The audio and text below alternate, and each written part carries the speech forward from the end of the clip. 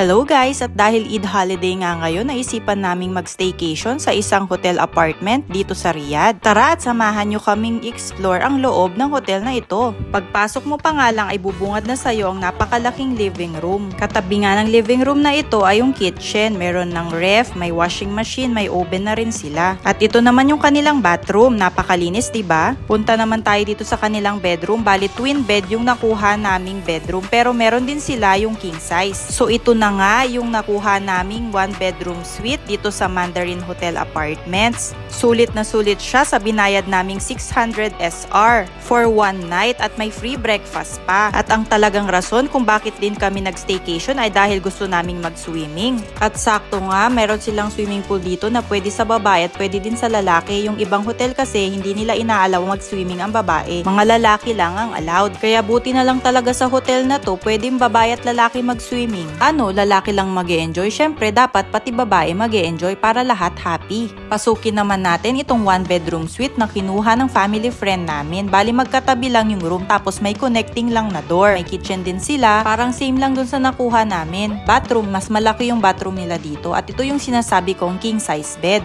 So ayan, na-tour ko na kayo. Ito yung sinasabi kong connecting tour papunta dun sa suite na nakuha namin. Dito naman mas malaki yung kitchen namin. So ayan na nga, napakita ko na sa inyo yung nakuha naming one bedroom suite. Tignan nyo naman, napakalinis. Pati itong bathroom nila napakalinis talaga. Wala akong masabi, kaya naman kung gusto nyo mag-staycation dito sa Riyadh or yung mga taga-Khobar na gusto mag-Riyadh, dito na kayo mag-book. O siya, mag-swimming na nga, ang dami ko pang dadae. Ang isa rin pala sa nagustuhan ko sa swimming pool nila ay may heater. Kumbaga maligamgam yung tubig, hindi malamig. Meron din silang available na jacuzzi, may sauna bath at may steam bath. O diba, all in na talaga ang hotel apartment na ito. Wala ka nang hahanapin pa. Yung pool pala nila walang pambata pero okay na din, pwede namang magsuot ng life jacket at salbabida yung mga bata. At dahil napagod nga kaming mag-swimming, ito kakain na kami ng aming dinner. Alam nyo, isa pa sa nagustuhan ko sa hotel na to, hindi sila mahigpit sa mga bisita. Kahit ilan, pwede kang mag-allow ng bisita mo. O diba ang saya, kasi kapag mas marami, mas masaya talaga. At dahil pagod at gutom na ang lahat, hindi mawawala ang kapsa. Rice is life. At ito na nga, inaayos na ni Ate Elaine yung mga pagkain. At ito namang si Kuya Gerald, ilalagay na niya yung kanyang nilutong chicken adobo. Ayan, the food is ready na. Tara, kain na tayo.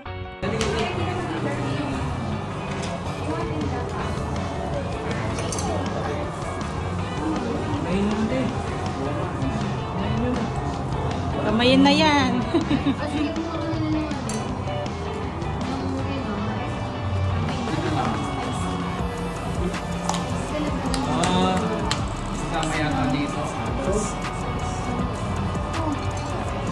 Mga sauce din. Oh. Bigay mo yung mga sauce namin. Ano pa ito? Doon ka namin. Kaya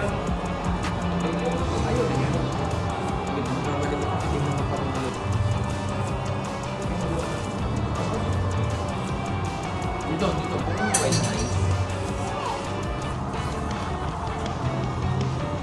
Ito yun.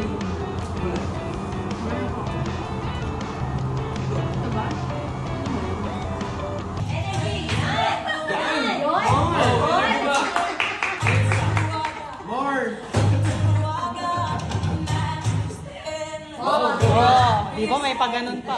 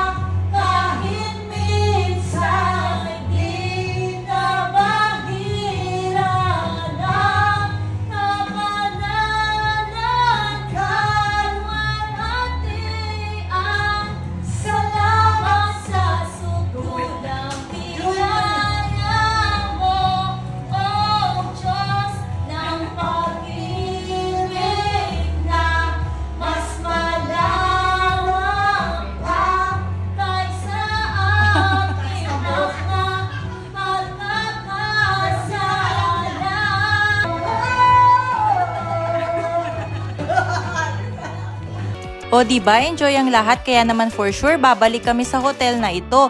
O siya, hanggang dito na lang. Hanggang sa susunod naming vlog. Paalam!